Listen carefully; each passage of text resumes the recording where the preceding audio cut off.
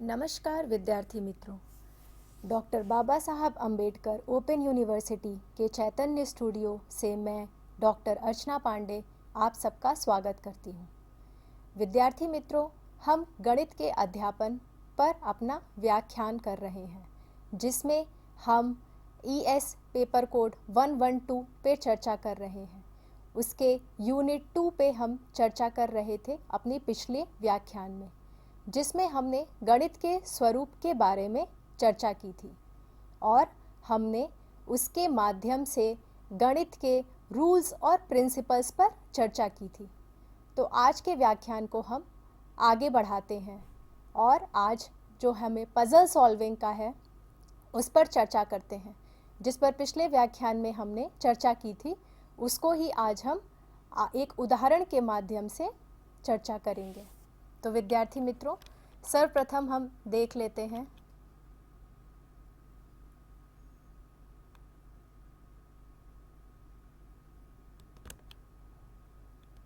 कि प्रथम हमने देखा था ज्ञान पर थी अज्ञान तरक शिक्षा, जिसमें हमने देखा था नोन टू अननोन, और उसके बाद हमने सिंपल टू कॉम्प्लेक्स पर चर्चा की थी। उसके बाद हमने definite to indefinite, particular to general, ये हमने अपने पिछले व्याख्यान में चर्चा की थी। और हमने देखा था गणित के विभिन्न सिद्धांतों के बारे में, जिसमें हमने देखा था कि learning by doing, principle of interest, principle of inspiration, correlation with life, correlation with other subjects, principle of planning और principle of proper selection, principle of individual difference, principle of enjoyment and constructive ability, principle of democratic attitude, principle of recapitulation. तो अभी हम ये जो व्याख्यान के पिछले व्याख्यान की चर्चा कर रहे हैं, यह एक प्रिंसिपल ऑफ रिकैपिचुलेशन में भी आएगा। और हम पजल सॉल्विंग पर आज अपने व्याख्यान को कैरी फॉरवर्ड करते हैं। तो हमने पिछले व्याख्यान में पजल सॉल्विंग के जो चरण हैं उस पर चर्चा की थी, जिसमें हमने यह कहा था कि गणित की जो पहेलियां हैं वह हमारे जीवन को भी एक सार्थक अंग प्रदान करती हैं, क्योंकि गणित की पहेलियां हमारे आम जीवन से संबंधित होती हैं, that are related to our daily life. And इस वजह से जब हम उनको सॉल्व करते हैं तो हमें गणित के ही नहीं बल्कि अपने डेली लाइफ के भी बहुत सारे सॉल्यूशंस मिल जाते हैं। तो हमने जो चर्चा की थी उसके 4 चरणों पर, जिसमें पहला था पहेली को समझना, यानी किसी भी प्रकार का अगर प्रश्न है पहेली के माध्यम से, तो पहला जो टास्क होता है हमारा, उसका एक ग्रास्प करना कि व्हाट इज़ द मीनिंग, क्या उसके माध्यम से कहा जा रहा है, उसको समझना इज़ द फर्स्ट स्टेप।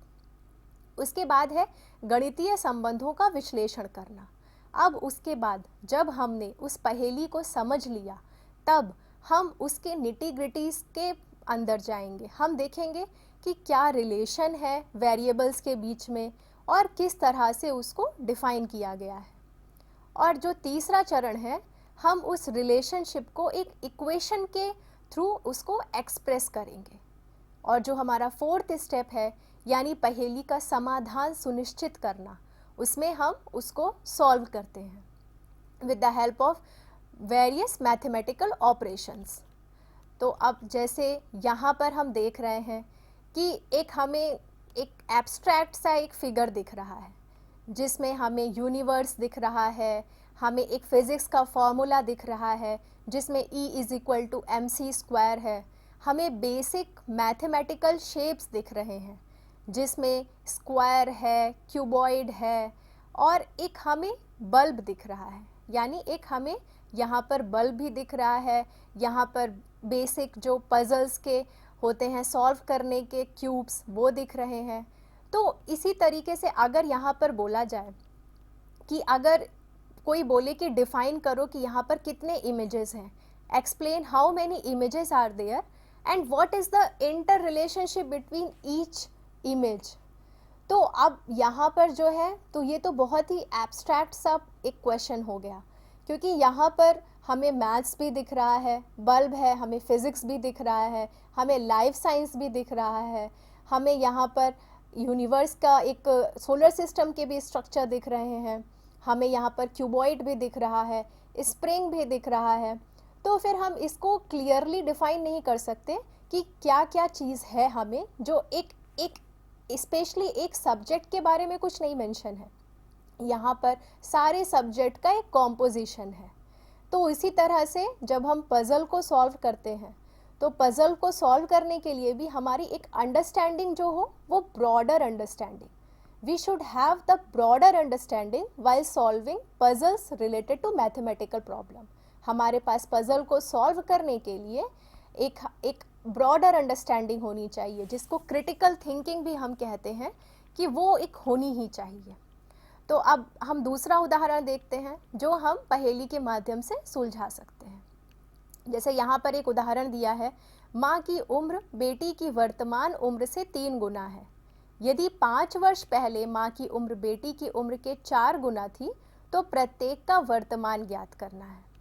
अब यहाँ पर एक प्रश्न हमारे पास है जिसमें मदर डॉटर की एज के बारे में मेंशन किया है। तो अब हम ये हमारे लिए एक प्रश्न है। तो जैसे हमने विभिन्न चरणों की बात की, जिसमें पहला है पहेली को समझना। अब यहाँ जो उदाहरण है उसको हम पहले समझेंगे कि यहाँ पर मदर एंड डॉटर की एज के बारे में बात हुई है, और कितने टाइम्स एज के बारे में।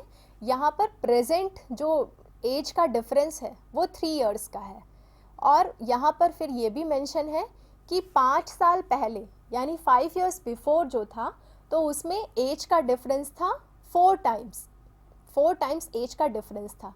और अब ये हमारी पहेली पूछ रही है कि अब बताइए कि प्रेजेंट एज क्या होगी, मदर डॉटर की प्रेजेंट एज क्या होगी। तो यहाँ पर जो हमारा पहेली का पहला स्टेप है वो है पहेली को समझना। तो हमने इस पहेली को समझा, हमने ये जाना कि यहाँ पर मदर एंड डॉटर की एज के बारे में डिस्क्रिप्शन दिया गया है, और उनकी प्रेजेंट एज के बारे में डिस्क्रिप्शन दिया है कि प्रेजेंट एज 3 टाइम्स है, और 5 साल पहले जो एज थी वो 4 टाइम्स थी, और अब प्रेजेंट एज हमें निकालनी है। तो पहला स्टेप था, हमने समझा। दूसरे स्टेप में है गणितीय संबंधों का विश्लेषण करना। अब यहाँ पर जो गणितीय संबंध कैसे हैं कि यहाँ पर एज के बारे में बात हुई है, उम्र के बारे में बात हुई है। तो यहाँ पर पहला रिलेशन क्या बनेगा कि वर्तमान उम्र जो है वो 3 टाइम्स है। तो एक पहला रिलेशन तो ये बन रहा है कि वर्तमान यानी प्रेजेंट एज है, उसमें डॉटर की जो एज है वो मदर की एज की 1/3 एज है, यानी मदर की एज डॉटर की एज से 3 टाइम्स है। ये एक पहला रिलेशन बन रहा है। और दूसरा रिलेशन क्या बन रहा है, 5 इयर्स बिफोर यानी 5 वर्ष पूर्व क्या था एज का डिफरेंस, 4 टाइम्स था। तो दूसरा रिलेशन हमारा हो जाएगा कि 5 साल पहले एज डिफरेंस वॉज 4 टाइम्स। तो हमारे 2 इंटर रिलेशनशिप यहाँ पर बन गए। तो ये हमारे पहेली का दूसरा चरण भी हुआ।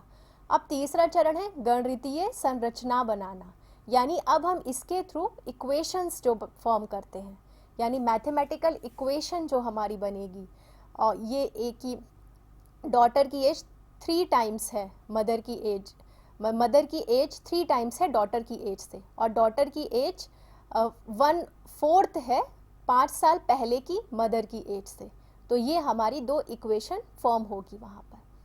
अब लास्ट स्टेज जो है हमारा पहेली का, वो है पहेली का समाधान सुनिश्चित करना। यानी जो हमने 2 इक्वेशन फॉर्म की है, अगर हम उस 2 इक्वेशन के थ्रू हम वैल्यू निकाल लेते हैं, जैसे अगर हमने माना कि मदर की एज जो है वो x हमने मान लिया और डॉटर की एज को y माना, तो फिर जब हम x और y इन दोनों की वैल्यू हम जब निकाल लेंगे तो वो हमारा पहेली का सॉल्यूशन हो जाएगा। इसीलिए 4th स्टेप में लिखा है कि पहेली को हल करके उसका जो हल है वह सुनिश्चित करना, उसको सॉल्व करना। तो इसके माध्यम से ये हमारी जो गणितीय पहेली है वो सॉल्व होती है। इसी माध्यम से जितनी भी पहेलियां हैं, अगर हम कहें कि अगर हमें कुछ क्यूब्स के रिलेटेड कुछ क्वेश्चन पूछ लिया जाए, या कुछ हमें फार्म के बारे में कुछ क्वेश्चन पूछा जाए, नंबर ऑफ ट्रीज़ के बारे में क्वेश्चन पूछा जाए, तो जितने भी पहेलियां हैं उनको सॉल्व करने का ये एक बेसिक चरण है, basic steps of solving mathematical puzzles है। तो अब हम आगे देखते हैं।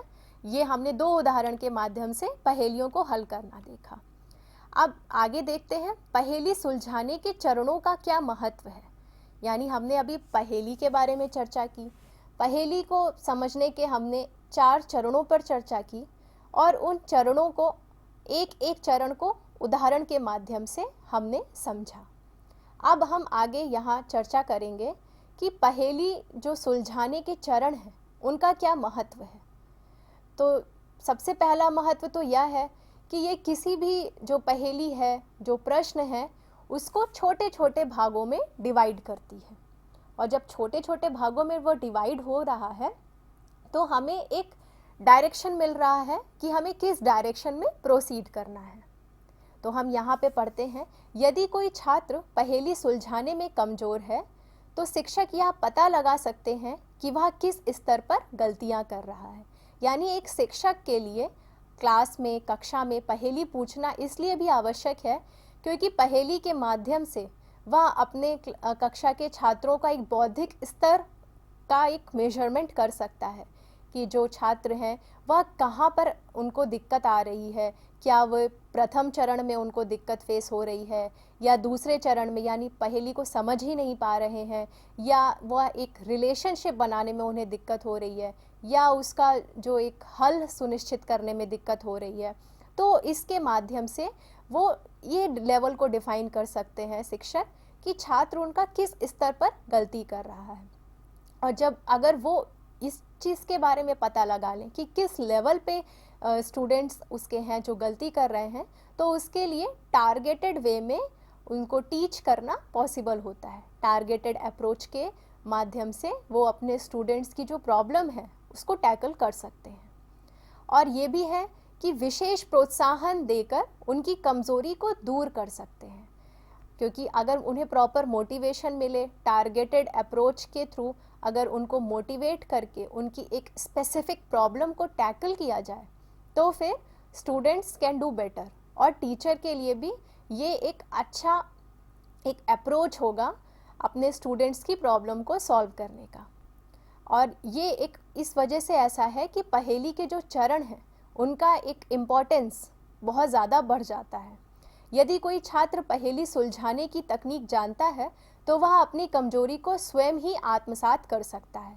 यानी ना सिर्फ शिक्षकों के लिए बल्कि छात्रों के लिए भी ये जो चरण है वह एक महत्वपूर्ण अंग प्रदान कर सकते हैं, क्योंकि शिक्षक के लिए तो ये एक प्रोत्साहन का काम करेगा, लेकिन छात्रों के लिए भी उससे भी बड़ा एक ये उपलब्धि हो सकती है, क्योंकि वे अपनी समस्या का हल स्वयं कर सकेंगे, अपनी समस्या को समझ सकेंगे चरणों के माध्यम से और उनका हल स्वयं कर सकेंगे।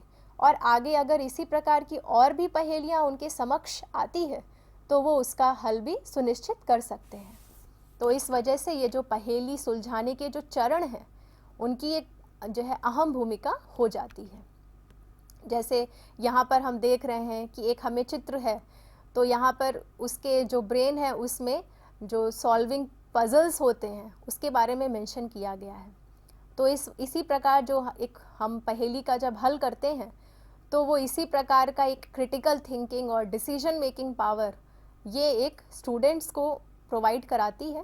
और क्लास भी बहुत इंटरेस्टिंग हो जाती है, क्योंकि जब हम पहेली पूछते हैं तो फिर माइंड इतना एक्टिव हो जाता है स्टूडेंट्स का कि फिर उन्हें लगता है कि हाँ ये मैं ट्राई कर सकता हूँ, पहेली को समझूँ, उसके बाद उसके क्या रिलेशनशिप है, फिर उसके क्या इक्वेशन फॉर्म हो रही है और उसका क्या सॉल्यूशन आ रहा है।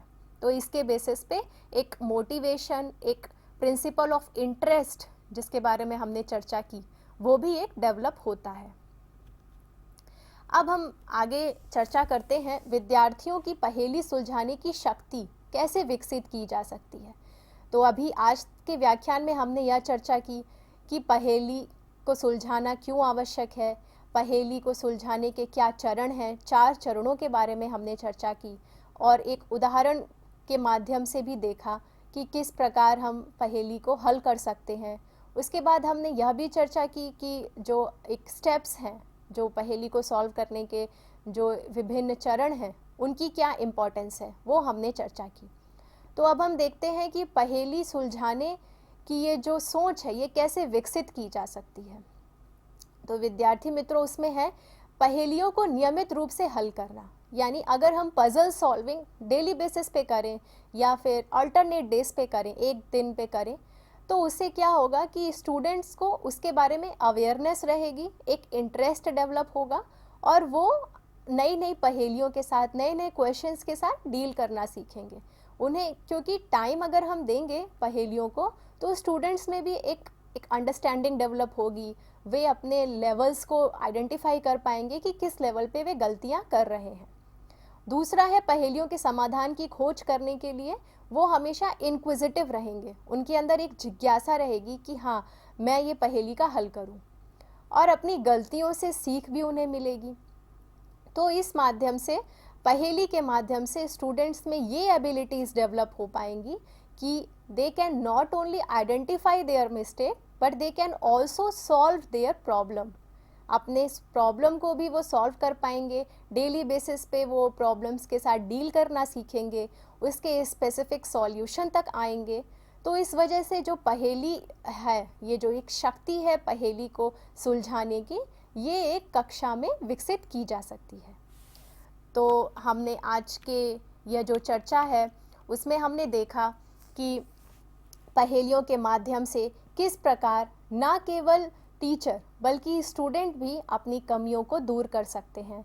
उसके विभिन्न चरणों के बारे में चर्चा की, उसके चरणों को, विभिन्न चरणों को उदाहरण के माध्यम से समझा, और फिर हमने यह भी देखा कि किस प्रकार यह शक्ति को हम विकसित कर सकते हैं और उन शक्तियों को विकसित करने के ये जो चरण हैं वो क्यों इम्पॉर्टेंट हैं, क्या उनका योगदान है।